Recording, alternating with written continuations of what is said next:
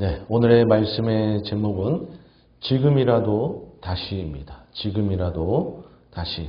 에스라 10장 2절에서 4절의 말씀을 근거로 오늘 말씀을 나누도록 하겠습니다. 네, 오늘은 이제 에스라서 하반부인 7장에서 10장까지의 내용을 좀 살펴보면서 저희가 교훈을 얻고자 합니다. 이 하반부의 내용은 이제 2차 포로 귀환하고 그 2차 포로 귀환이 이루어지고 나서 대대적인 회개의 움직임이 있게 되는데요. 그 내용을 저희가 함께 살펴보고자 합니다. 지금까지 에스라 상반부를 살펴보면서 1차 포로 귀환에 대해서 저희가 살펴보았습니다. BC 537년에 이제 페르시아의 포로로 있던 유다 민족이 유다 땅으로 다시 돌아오게 되죠. 한 5만 명 정도가 수룹바벨 총독을 리더 삼아서 돌아오게 됩니다. 그들이 돌아올 때의 가장 큰 주된 목적은 무엇이었다? 성전 재건. 성전을 재건하고 이제는 정말 하나님 중심으로 나라를 세우는 것이 그들의 목적이었습니다. 왜냐하면 그들 유다 민족이 망하고 페르시아의 그 바벨론의 포로가 되고 또 페르시아의 포로로 있는 것이 그들이 하나님을 제대로 믿지 않고 이방신을 섬기고 우상 숭배하고 그렇게 했다가 나라가 망한 건 아니겠어요? 그러니까 이제 돌아가서는 정말 성전 중심으로 해가지고 하나님을 제대로 믿는 나라, 그런 유다 민족이 되자, 이런 마음으로 돌아온 것이었죠. 그런데 돌아와서 이제 성전 재건을 하려고 하니까 방해가 있던 것이죠. 사마리아인들의 방해가 있었고 팔레스타인 총독 다뜨네가 또 방해를 했고, 그래서 16년간 속절없이 성전 재건이 중단이 되었는데 하나님께서 또 은혜로 학개 선지자, 스가랴 선지자 보내주셔서 그 민족들이 기운을 얻고 성전 재건을 다시 시작해서 4년 만에 성전을 재건해서 BC 516년에 그러니까 그들이 1차로 포로 귀환한 지 20년 만에 성전을 이제 재건을 완성하게 됩니다. 자, 이제 하나님께서 기대하는 것은 성전이 완성됐으니까 성전을 중심으로 하나님 신앙을 바로 세워나가는 것. 하나님은 이제 그거를 기대했을 것입니다. 그런데 세월이 1년, 2년, 10년, 20년이 흘러가는데 하나님의 기대와는 좀 다른 거예요. 유다 민족이 하나님을 제대로 믿는 신앙을 세워나가야 되는데 제대로 세워나가질 못하는 거예요.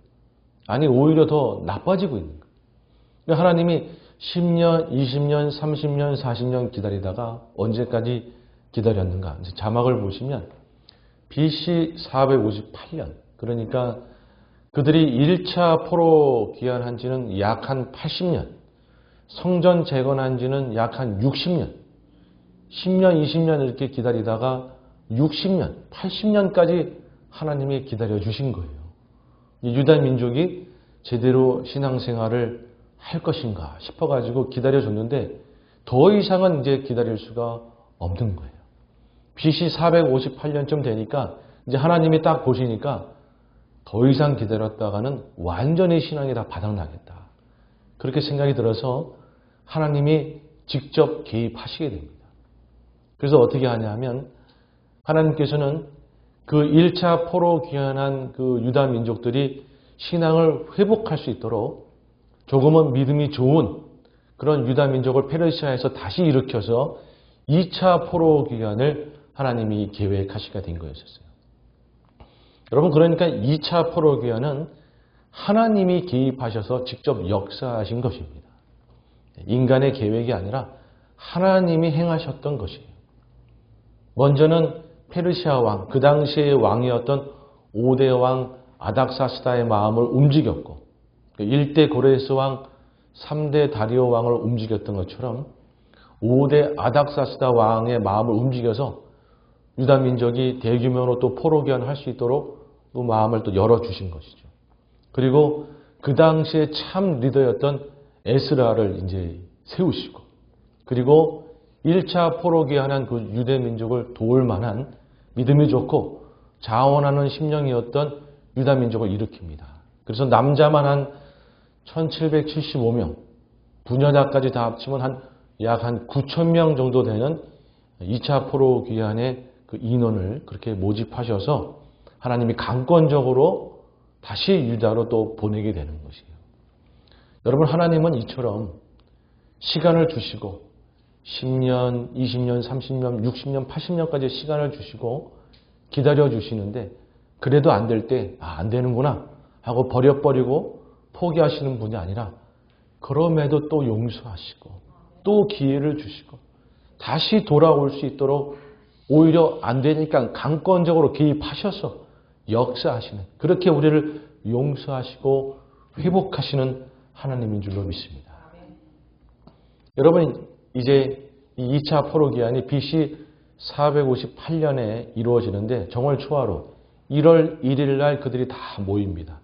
준비를 한 다음에 1월 12일 날 출발을 해요. 그래서 5월 1일 날 유다 땅에 다 도착을 합니다. 도착을 한 다음에 에스라가 그 2차 포로 귀환한 사람들에게 3일 동안 개인 시간을 줍니다. 좀 정리해라, 쉬어라. 그리고 나서 4일째 되었을 때 성전에 다 모여라. 그래서 제사를 드리게 되는 거예요. 자, 이제 제사를 드리고 본격적으로 1차 포로 귀환한 지금 정착하고 있는 그 유다 민족을 도우려고 하던 차에 1차 포로 귀환의 몇몇 리더들이 그 제사 드리고 있는 에스라를 찾아옵니다. 에스라를 찾아와서 이야기를 하는데 이게 에스라가 생각했던 것보다 더 심각한 상황인 거예요. 도저히 자신이 그 포로 귀환하기 전에 예상했던 것보다 완전히 바닥을 치고 있는 상황이었던 것이에요. 자, 그러면 어떤 상황이었는가? 에스라 9장 1절 하반절 이하의 말씀을 함께 읽습니다. 시작.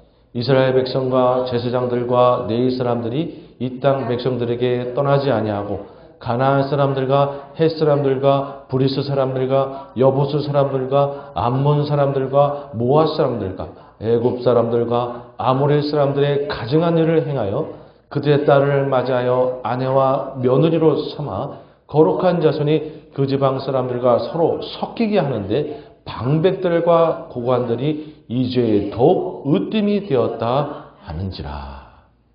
그러니까 뭐냐면 이방 사람들하고 교제하고 어울리다 못해서 결혼해가지고 아내로 삼고 며느리로 삼고 해서 지금 그 일을 뭐냐면 리더들이 오히려 솔선수범해서 더 그러고 있는 거예요. 리더들이 앞장서서 더 이방 여인들을 아내로 삼고 며느리로 삼고 그러다 보니까 일반 백성들은 말할 것도 없는 것이죠. 그러니까 1차 포로 귀환한 자들의 대부분이 지금 다 이방 사람들하고 결혼하고 그러고 있는 거예요. 여러분, 1차 포로 귀환했을 때 사마리아인들이 찾아오죠. 사마리아인들이 찾아와서 함께 성전 재건에 동참하고 싶다 하였을 때 유다 민족은 가차없이 그들을 물리쳤어요. 왜 그랬습니까? 사마리아인들이 북방 이방 민족들하고 혈통이 섞여 있는 자들이기 때문에 순수한 혈통이 아니어서 그들을 물리친 거예요. 그리고 신앙적으로도 그 북방 이방 신들을 섬기고 있고, 그래서 신앙적으로나 혈통적으로 순수하지 못하니까 사마리아인들을 내친 것 아니겠어요? 그런데 지금 이 유다 민족이 사마리아인들과 마찬가지로 어떻게 보면 버금가게 혈통적으로 섞이고 있는 거예요. 그러면서 이방신들을 다시 섬기고 있는 거예요. 여러분, 사실 이거는 완전히 망가진 상태라고 볼 수 있습니다. 여러분, 하나님께서는 출애굽하면서부터 가나안 땅에 들어가면 절대로 이방인하고는 교제하면 안 되고 이방인들을 다 멸절시키고 그들하고 결혼 이런 거 결코 하면 안 된다고 분명히 말씀하셨어요. 이방인하고 교제하고 결혼하는 일이 있다가는 하나님의 진노를 면치 못할 거라고 분명히 말씀하셨습니다. 신명기 7장 3절 이하의 말씀을 함께 읽습니다. 시작. 또 그들과 혼인하지도 말지니 내 딸을 그들의 아내에게 주지 말 것이요 그들의 딸도 내 며느리로 삼지 말 것은 그가 내 아들을 유혹하여 그가 여호와를 떠나고 다른 신들을 섬기게 함으로 여호와께서 너에게 진노하사 갑자기 너희를 멸하실 것임이니라. 아멘. 여러분, 하나님께서 이렇게 분명히 말씀하셨어요. 너희들이 가서 이방인들하고 어울리고 결혼했다가는 이방 신을 섬기는 건 시간 문제고, 그래서 하나님을 떠나는 건 시간 문제이기 때문에 결코 이방인들하고 결혼하거나 뭐 아들을 주거나 뭐 딸들을 데려와 며느리를 삼거나 결코 하면 안 된다. 그랬다가는 하나님이 진노해서 갑자기 너희가 멸한다.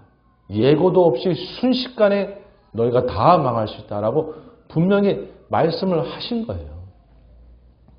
여러분, 그런데 여호수아를 필두로 이제 유다 민족이 가나안 땅에 들어가서 어떻게 했는가? 사사 시대를 거치면서 오히려 사사들이 먼저 앞장서서 이방인들하고 결혼하고 이방 여인을 며느리로 삼고 또 그러고 있었던 것이죠. 그러다가 최고조에 이른 게 언제입니까? 솔로몬 왕 때. 솔로몬 왕이 아내가 몇 명이요? 1000명. 왕비만 700명, 첩이 300명. 근데 신학자들이 볼 때 그 1000명 중에 한 700명 이상이 이방 여인이었을 것으로 보고 있습니다.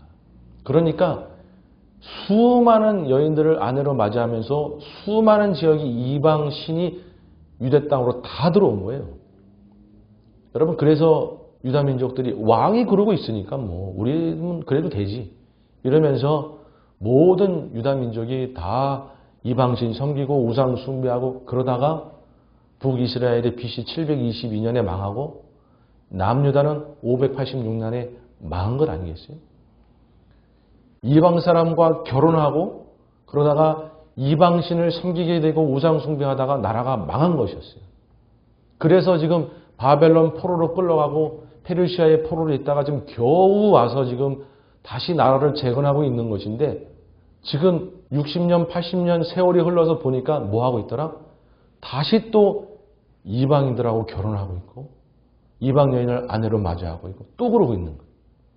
그러니까 에스라가 볼 때, 야, 이거 유다 민족이 망하는 것은 시간 문제다. 이건. 시간 문제다. 그런 생각이 드니까 에스라가 기가 막힌 거예요. 그래서 옷을 다 찢어버리고 머리털 수염을 다 뜯어버리고 기가 막히니까 성전 앞에 엎드려가지고 멍하니 앉아있는 거예요. 멍하니 앉아있어요. 시간이 계속 흘러가고 오후가 넘어가고 그럴 때까지 그냥 멍하니 앉아있는 거예요. 그러니까 이제 그 이방 여인을 아내로 맞이했던 그 1차 포로 기한의 사람들 중에 에스라가 그러고 있으니까 무서운 거죠. 그러니까 슬금슬금 에스라 곁으로 모여가지고 다 무릎 꿇고 엎드려가지고 다 나 죽었네 하고 이제 다 옆에 그러고 있는 거예요.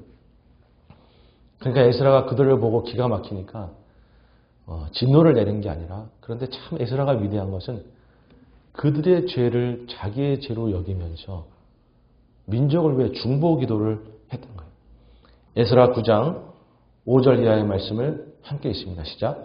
저녁 제사를 드릴 때 내가 근심 중에 일어나서 속옷과 겉옷을 찢은 채 무릎을 꿇고 나의 하나님 여호와를 향하여 손을 들고 말하기를, 나의 하나님이여, 내가 부끄럽고 낯이 뜨거워서 감히 나의 하나님을 향하여 얼굴을 들지 못하오니 이는 우리 죄악이 많아 정수리에 넘치고 우리 허물이 커서 하늘에 미침이니이다. 에스라가 이렇게 고백하는 거예요. 하나님, 이 민족의 죄가 나의 죄고 너무 죄가 많아서 감히 하나님 앞에 고개를 들 수가 없고 우리의 죄가 저 하늘 끝까지 미치고 있으니까 하나님 앞에 정말 고개를 들 수가 없고 할 말이 없습니다. 그러고 있는. 그러니까 그 옆에 주저앉아 있던 그 죄 지은 사람들이 다 통곡하며 울면서 다 저희가 잘못했습니다. 그러고 있던 거예요. 회개가 막 일어나고 있던 것이죠. 우리가 결코 이방인들하고 결혼하면 안 되는데 어떻게 그걸 쉽게 어기고 결혼하고 며느리 삼고 그랬는가. 그러면서 같이 막 통곡하면서 회개를 이제 막 하고 있던 거예요. 그때 스가냐라고 하는 사람한테, 그 스가냐라고 하는 사람이 뭔가 하나님의 깨달음과 영감이 온 거예요. 그래서 그가 벌떡 일어나서 그가 에스라와 백성들을 향해 이야기를 합니다. 이 회개의 모습 속에서 뭔가 영감이 와서 이야기를 해요. 어떤 이야기를 하는가? 에스라 10장 2절 하반절 말씀 함께 있습니다. 시작. 스가냐가 에스라에게 이르되 우리가 우리 하나님께 범죄하여 이 땅 이방 여자를 맞이하여 아내로 삼았으나 이스라엘에게 아직도 소망이 있나니 곧 내 주의 교훈을 따르며 우리 하나님의 명령을 떨며 준행하는 자의 가르침을 따라 이 모든 아내와 그들의 소생을 다 내보내기로 우리가 하나님과 언약을 세우고 율법대로 행할 것이라. 이는 당신이 주장할 일이니 일어나소서 우리가 도우리니 힘써 행하소서 하니라. 아멘. 이 스가랴가 뭐라고 이야기하냐면 지금 회개하는 모습 속에 영감이 떠오르면서 아직 우리에게 소망이 있다. 아직 우리에게 희망이 있다. 에스라요, 아직 우리에게 저는 소망이 있다고 생각합니다. 우리가 말뿐이 아니고 행동함으로 그동안 우리가 잘못한 그 아내 그리고 이방 여인들을 다시 고향으로 다 돌려보내는 행동을 다 철저하게 행하면 그러면 혹시 하나님께서 우리를 용서하시고 다시 기회를 주지 않을까 싶습니다. 그런데 그 일을 에스라 당신이 앞장서서 행하십시오. 그러면 우리가 돕고 따르겠습니다. 라고 스가랴가 이야기를 하는 거예요. 그 얘기를 딱 듣자 에스라가 그 얘기를 듣고 나서 정말이냐? 그리고 거기에 모여서 엎드려서 회개하는 사람들한테 물어보는 것이죠. 너희들 정말 그렇게 할 자신 있느냐? 그렇게 할 마음이 있느냐? 그랬더니 다 그렇게 하겠다라고 고백을 하는 거예요. 그러자 에스라가 됐다. 그러면 모든 유다민족 다 모이라고 해라. 모든 유다민족 다 모이라고 해라. 내가 아예 선포를 해버리겠다. 다 모이라고 해라. 그래서 모든 유다민족이 성전 앞으로 다 모이는 거예요. 수만 명이 다 모이는 거예요. 근데 분위기가 이게 지금 막 삼엄하고 근데 마침 그때 비가 내렸어요. 그러니까 막 분위기는 막 삼엄하지 비는 내리지 그러니까 다 두렵고 무섭고 막 도대체 무슨 분위기야? 막 이러고 있는 거죠. 그때 에스라가 거기에 모여있던 유다민족을 향해서 선포하는 거예요. 자, 이제부터는 절대로 이방 여인하고 결혼하면 안 된다. 이제부터 결혼하는 자는 내가 가만두지 않는다. 그리고 지금 이미 결혼한 자들은 그 아내를 이방 고향으로 다 돌려보내라. 그렇게 하겠느냐? 라고 이제 묻는 거예요. 그랬더니 모든 백성이 그렇게 하겠습니다. 라고 대답을 했던 것이죠. 여러분, 그래서 그 유다민족이 만 2달 동안 철저하게 그 일을 행하는 거예요. 그래서 이방의 아내와 그 며느리와 그 소생들까지, 자녀들까지 다 고향으로 돌려보내는 그 아픈 작업을 다 행합니다. 다 행해요. 그렇게 해서 그들이 하나님 앞에 철저하게 회개하는 모습을 보이게 되는 거예요. 여러분, 제가 이 말씀을 나누면서 이 말씀에서 교훈을 얻고자 하는데요. 그 교훈을 이야기하기 전에 한 가지 좀 생각을 정리하고 넘어갈 게 있는데 그게 뭐냐면 이제 어떤 분들은 이 내용을 보면서 그런 생각을 하는 거예요. 뭐냐면 아무리 그래도 아내인데 며느리인데 그 돌려보내면 가정이 무너지고 이거 좀 그런 거 아닌가. 좀 너무 심한 거 아니냐. 처벌이 너무 심한 거 아니냐. 뭐 다른 방법이 있지 않았을까. 뭐 이렇게 질문을 하는 경우가 많아요. 근데 여기에 대해서 우리가 뭔가 생각을 좀 정리하고 넘어가야 될 부분이 있는 것이죠. 근데 여러분 그 문제에 대해서는 두 가지를 좀 고려해야 돼요. 그 당시의 시대 상황과 문화적인 상황을 좀 고려할 필요가 있습니다. 첫 번째로 시대 상황을 좀 고려할 필요가 있어요. 뭐냐면 여러분 지금 그 상황이 어떠한 상황입니까? 나라가 망하느냐 안 망하느냐라는 절대절명의 위기 상황이죠. 지금 그들이 이방 여인을 아내로 맞이하는 죄를 범함으로 인해서 과거의 조상들하고 똑같은 죄를 범함으로 이제 곧 하나님의 진노로 인해서 유다민족이 망하는 것은 시간 문제인 그런 상황이 되어버렸잖아요. 여러분 그러니까 이 상황이 나라가 망하느냐 안 망하느냐라는 절대절명의 상황이었다는 것이에요.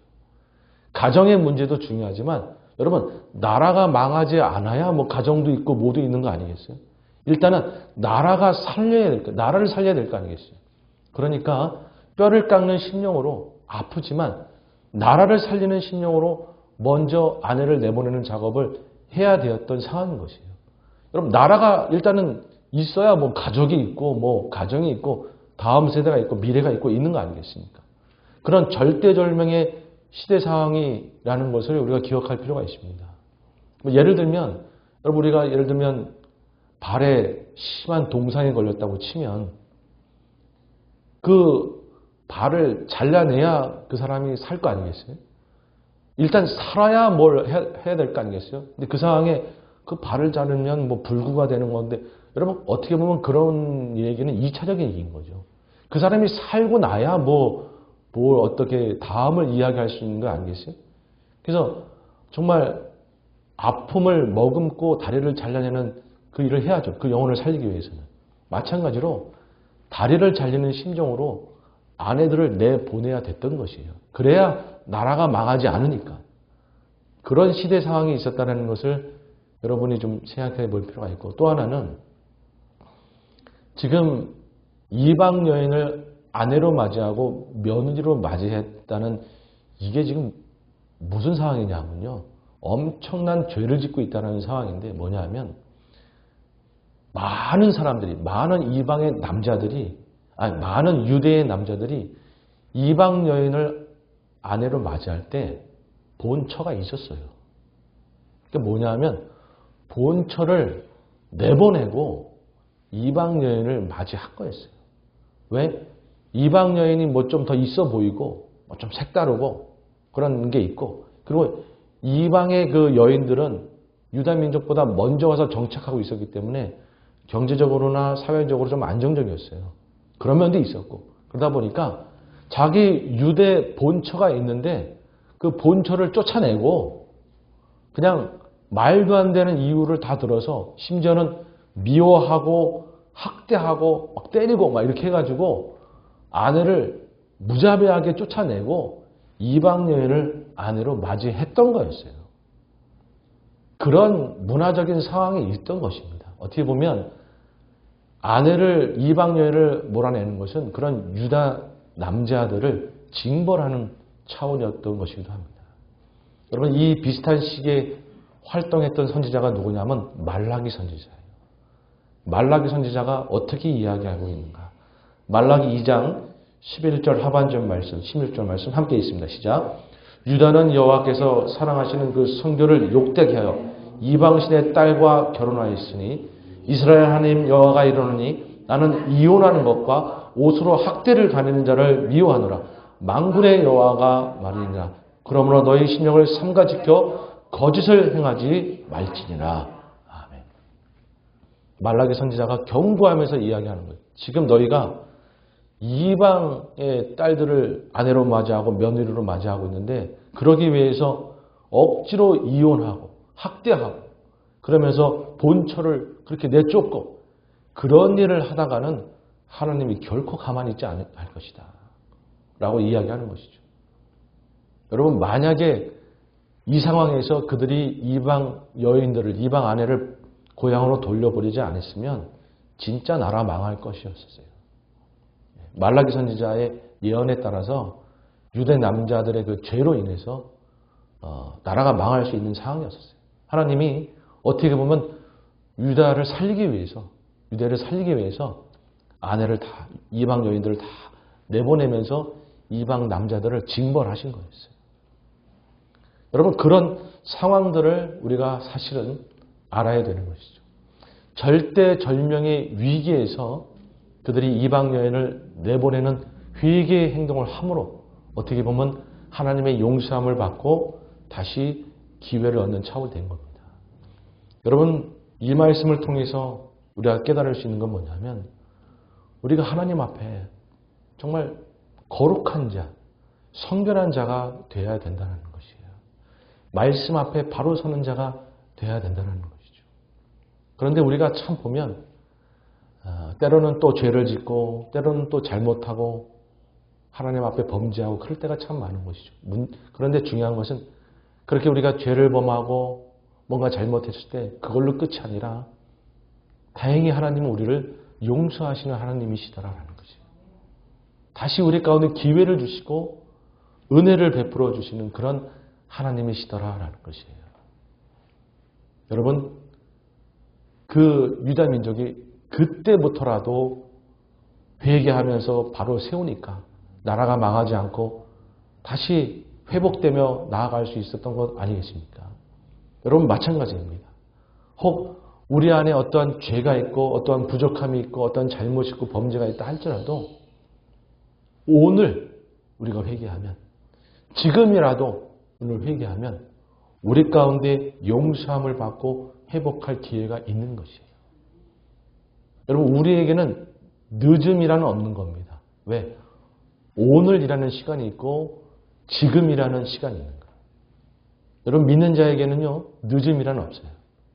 오늘이라는 시간이 있고 지금이라도 회개하면 되는 것이에요. 그러면 그게 기회인 겁니다.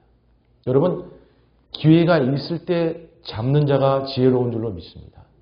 오늘이라는 시간이 있고 지금이라는 시간이 있을 때 기회를 잡아서 오늘 회개하고 오늘 내가 바꾸고자 노력하고 오늘 주님 앞에 바로 나아가면 주님은 용서하시고 다시 우리 가운데 은혜를 베풀어 주시는 줄로 믿습니다.